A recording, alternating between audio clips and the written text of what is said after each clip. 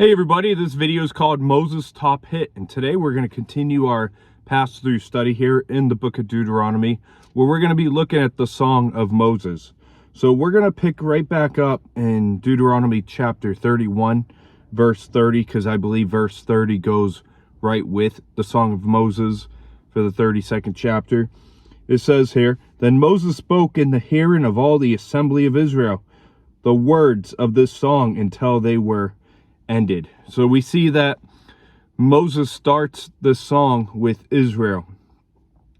In verse 1 through 4, chapter 32, it says, "Give ear, O heavens, and I will speak, and hear, O earth, the words of my mouth. Let my teaching drop as the rain, my speech distill as the dew, as raindrops on the tender herb, and as showers on the grass. For I proclaim the name of the Lord, ascribe greatness to our God. He is the rock, his work is perfect, for all his ways are justice, a God of truth and without injustice. Righteous and upright is he." So all of creation was called to be an audience to hear the message to Israel, as in Deuteronomy 30, verse 19, because the truth Moses was about to proclaim concerned the whole universe. And it did so because it involved the honor of God, the Creator, and it's so disregarded by sinners, the justification of God so righteous in all his ways, and the manifestation of heaven and earth of God's judgment and salvation. And so Moses, he's imparting instruction here that if received would be like rain, it would be like the dew, the raindrops, and the showers to the earth. It would bring benefit to the hearts and the minds of the hearers. And to ascribe the greatness to our God, it refers to the greatness of our God being revealed in his acts of supremacy. And the rock in verse 4, that is the first time that you see God being referred to as the rock in Scripture. You're going to see it a few more times later in the book of Psalms, if you study Psalms. But the rock in verse 4, it represents stability and durability of God. And it was placed at the beginning of the verse for emphasis and was followed by a series of phrases which elaborated the attributes of God as being the rock of Israel. And the rock, it's a principal theme in the song, as you're going to see in verse 15, verse 18, verse 30, and 31. And the rock, it stresses the unchanging nature of God in contrast with the changeable nature of people. You see, people are going to change over time. You know, who I was 10 years ago was not who I am now. But 10 years ago, God was still the God that we have in the Scriptures. And Moses, he sang praises for God. He's praising God for who God is and what God has done. In verse 5 and 6, it says, "They have corrupted themselves. They are not his children because of their blemish. A perverse and a crooked generation. Do you thus deal with the Lord, O foolish and unwise people? Is he not your father who bought you? Has he not made you and established you?" So Israel, we know from Israel's history that they were warped and twisted. And the foolishness and the stupidity of Israel would be seen in the fact that they would rebel against God, who was a father to them that brought them forth and formed them into a nation. And God was the forefather and the one who matured and sustained it. And God, as the father of the nation, is also seen in 1 Chronicles chapter 29, verse 10, Isaiah chapter 63, verse 16, and Malachi chapter 2, verse 10. And so, moving on here, verse 7 through 14, it says, "Remember the days of old, consider the years of many generations. Ask your father, and he will show you, your elders, and they will tell you. When the Most High divided their inheritance to the nations, when he separated the sons of Adam, he set the boundaries of the people according to the number of the children of Israel. For the Lord's portion is his people. Jacob is the place of his inheritance. He found him in a desert land and in a wasteland, a howling wilderness. He encircled him and he instructed him. He kept him as the apple of his eye. As an eagle stirs up its nest, hovers over its young, spreading out its wings, taking them up, carrying them on its wings, so the Lord alone led them, and there was no foreign god with him. He made them ride in the heights of the earth, that he might eat the produce of the fields. He made him draw honey from the rock, and oil from the flinty rock, curds from the cattle, and milk of the flock with fat lambs, and rams of the breed of Bashan, and goats with the choicest wheat, and you drink wine, the blood of the grapes. So Moses, he calls to reflect on the past history and to inquire about the lessons to be learned. And the Most High is the title given to God, and it emphasizes God's sovereignty and authority over all the nations. And with the amazing revelation that in the whole plan for the world, that God had as a goal the salvation of his chosen people. And God, as God gave the nations their lands, he established their boundaries and left Israel enough land to sustain their expected population. In Moses' song, it includes describing God's election of Israel. And the apple of his eye is a pupil. And a pupil is essential for vision, and it must be closely protected, especially in a howling wind, so that God closely protected Israel. And the Lord exercised his love and care over Israel, and we see that in Moses' song, he gives the example of an eagle carrying its young as if it were being taught to learn to fly. And as they began to fly and had little strength, they would start to fall. But at that point, an eagle would stop its fall by spreading its wings so that they could land on them. And so, likewise, the Lord carried Israel and not let the nation of Israel fall. And he had been training Israel to fly on his wings of love and power. In Moses, he makes it clear that God also alone carried Israel through all its struggles and victories in the past, and therefore depriving the people of any excuse for any justifiable apostasy from the Lord by falling into interests of the other false gods. And honey from the rock, it refers to the honeycombs located in the fissures of the faces of a cliff, and it's used because Canaan had many wild bees. And oil from flinty rock, it references to olive trees growing in rocky places that would otherwise deprived of fruit-grown trees. And these metaphoric phrases regarding honey and oil, they point to the most valuable products coming out of the most unproductive places. And this song was a witness against the rebellious Israel. And Moses reminded Israel of God's goodness to them, to convict them, and to remind them of God's love and grace so that they could return to God. In verse 15 through 18, it says, "But Jeshurun grew fat and kicked. You grew fat, you grew thick. You are obese." Then he forsook God who made him, and scornfully esteemed the rock of his salvation. They provoked him to jealousy with foreign gods. With abominations they provoked him to anger. They sacrificed to demons, not to God. To gods they did not know. To new gods, new arrivals, that your fathers did not fear. Of the rock who begot you, you are unmindful, and you have forgotten the God who fathered you. So Jeshurun, it means righteous, and it was a name for Israel which sarcastically expresses the fact that Israel did not live up to God's law after entering the land. And God used this name to remind Israel of his calling and to severely rebuke apostasy. And like an ox, which had become fat and intractable, Israel became affluent because of the bountiful provisions of God. But instead of being thankful and obedient, we see that they became rebellious against the Lord. In Israel, they turned to worship the gods of the people of the land. And these were gods that they had not acknowledged before. And idol worship is demonic worship, as demonic spirits impersonate the idol and work their wicked strategies through the system of false religion that's tied to the false gods.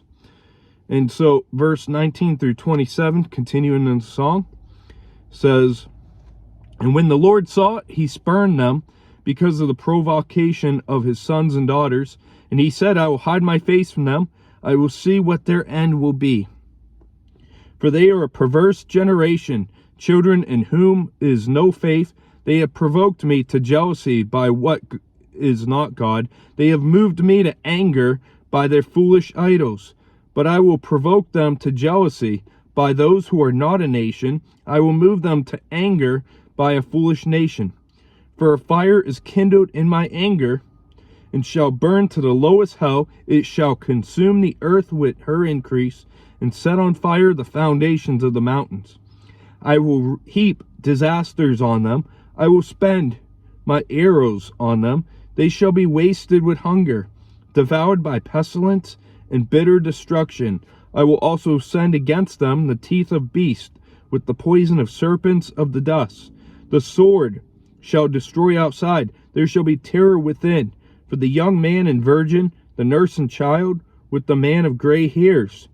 I would have said, I will dash them into pieces. I will make the memory of them the seas among men. Had I not feared the wrath of the enemy, let their adversaries should misunderstand, lest they should say, our hand is high, and it is not the Lord who has done all this.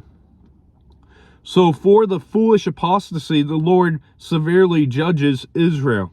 And the visitation of anger is in the form of divine resolution to punish the Israelites whenever they pursue idols, including the next generations of sons and daughters. And in verses 20 through 22, Moses quoted the Lord himself. And as the Lord was provoked to jealousy by Israel's worship of that it wasn't God, so he would provoke them to jealousy and anger by humiliating them in a foolish, vile no nation. And once the fire of God's anger was kindled, it knew no limits in its destruction, and it reached even to those in the grave, which was an indication of God's eternal judgment against those who opposed him. And so verse 23, you can see disasters are described, and it gives you more details of that in verse 24. It says, they shall be wasted with hunger, devoured by pestilence and bitter destruction. And I will send against them the teeth of beasts, with the poison of serpents of the dust. And the arrows, they represent the enemies who would defeat Israel in war, and they were further described in verses 25 through 27. And our hand is high. It speaks of military arrogance. And the only thing that would prevent the Lord from permitting the complete destruction of his people would be that his concern that the Gentiles might claim for themselves the honor of victory over Israel. And when they forsaked God, he withdrew his intimacy of his people. And so verse 28 through 42, continuing on in the song, says, for they are a nation void of counsel, nor is there any understanding in them. Oh, that they were wise, that they understood this, that they would consider their latter end. How could one chase 1,000 and two put 10,000 to fight, unless their rock had sold them and the Lord had surrendered them? For their rock is not like our rock, even our enemies themselves being judges. For their divine is of the vine of Sodom, and in the fields of Gomorrah, their grapes are grapes of gall, their clusters are bitter. Their wine is a poison of serpents, and the cruel venom of cobras. Is this not laid up in store with me, sailed up among my treasures? Vengeance is mine and recompense. Their foot shall slip in due time, for the day of calamity is at hand, and the things to come hasten upon them. For the Lord will judge his people and have compassion on his servants. When he sees that their power is gone, and there is no one remaining bond or free, he will say, where are their gods, the rock in which they sought refuge, who ate the fat of their sacrifices, and drank the wine of their drink offering? Let them rise and help you, and be your refuge. Now see that I, even I am he, and there is no God beside me. I kill and I make alive. I wound and I heal, nor is there any who can deliver from my hand. For I raise my hand to heaven, and say, as I live forever, if I whip my glittering sword, and my hand takes hold on judgment, I will render vengeance to my enemies, and repay those who hate me. I will make my arrows drunk with blood, and my sword shall devour flesh, with the blood of the slain and captives, from the heads of the leaders of the enemy. So Israel, they should have considered their backslidden state that would lead them. And in verse 31, rock in capital rock is a contrast of the gods of the nations and the true God of Israel. In Israel, they could smite its foes with little difficulty because of the weakness of their gods, who aren't like the rock Jehovah. In verse 32, it employs the metaphor of vineyard and its grapes and its wine. And the wickedness of Israel's enemies was described as in having roots with Sodom and Gomorrah, the evil cities that were destroyed by God. And you can read more about it back in Genesis 19. And the wicked acts of Israel's enemies were known to God, and they were stored up in his storehouse. And at the proper time, God will avenge. And the Apostle Paul, he used the same image when he wrote Romans chapter 2, verse 4 and 5. And the manner and timing of the repayment of man's wickedness is God's prerogative. And in verse 36 was the promise that God will judge Israel as a nation, but that the nation is composed of wicked and righteous. And God actually helps the righteous by destroying the wicked, and his servants are the righteous who are faithful to the Lord, as seen in Malachi chapter 3, verse 16 through chapter 4, verse 3. And the Lord judged Israel not to destroy the nations, but to punish the sinners and show the folly of the false gods. And at the same time, God has always shown compassion for those who love him and obey him. In verse 39, it's a declaration here, and I'll reread the verse. It says, now see that I, even I am he, and there is no God beside me. I kill and I make alive. I wound and I heal. Nor is there any who can deliver from my hand. So verse 39, it's a declaration of the nature of God presented to show that the God of Israel is the living God, the only one who can help and protect Israel. And he has the power of life and death in regard to Israel, and he's got the power to wound and heal them. And God takes an oath in verses 40 through 42 to bring vengeance on his enemies. And the hand is used on as an attribute of God, who can swear by no greater than his eternal self.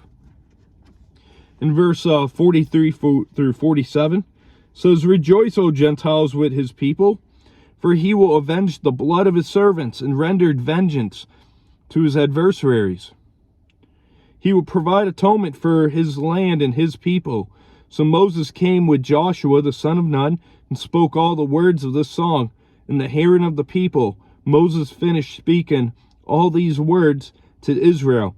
And he said to them, set up your hearts on all the words which I testify among you today, which you shall command your children to be careful to observe all the words of this law. For it is not a futile thing for you, because it is your life, and by this word you shall prolong your days in the land which you cross over the Jordan to possess. So, as the result of the execution of God's vengeance, all nations will be called upon to praise with Israel the Lord who would provide redemption later through Christ to come. And Moses, he's providing encouragement to them.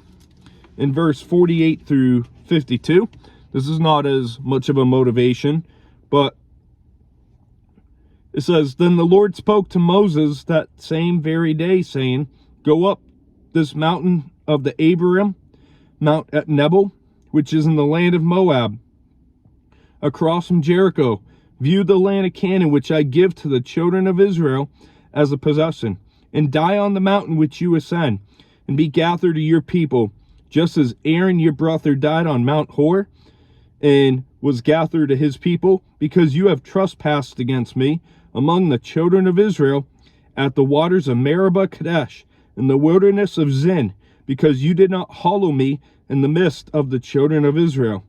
Yet you shall see the land before you, though you should not go there into the land which I am given to the children of Israel. So that's actually the wrap up for chapter 32 here. But the anticipation and the record of Moses' death has arrived here. It begins through the remainder of Deuteronomy. And Mount Nebo was the peak in the Abiram ranges of the mountains to the east of the north end of the Dead Sea. And that's where Moses was able to see across into the promised land, but he was not permitted to enter. And in verse 50, gather to your people, its expression death. And there's many other spots that you can find that in the Old Testament. Gather to your people, meaning another phrase of he dies. So Moses would die at the summit of Mount Nebo. And so to wrap up here, we'll do a quick wrap up. It says, so we see in the Song of Moses that the song, it speaks of a child who has forsaken its father. It's comparing Israel as a father-son relationship that's broken. And Moses, he recounted God's past faithfulness to Israel. And Israel responded to God's kindness with apostasy. You see, the father treated his son right, but the son still went on to disobey. And, to disobey and forsake its father. So Israel responded to God's kindness with apostasy. And then God withdrew from and he punished Israel in reaction. And the Apostle Paul goes on to quote of the Gentile nations in Romans 10:19, saying that Israel will be judged. And the Lord stated his case, and he makes a plea to Israel through the song. And I want to look at Romans chapter 12, verse 19.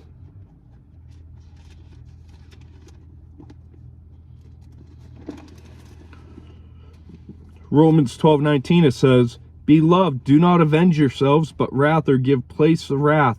For it is written, Vengeance is mine, I will repay, says the Lord.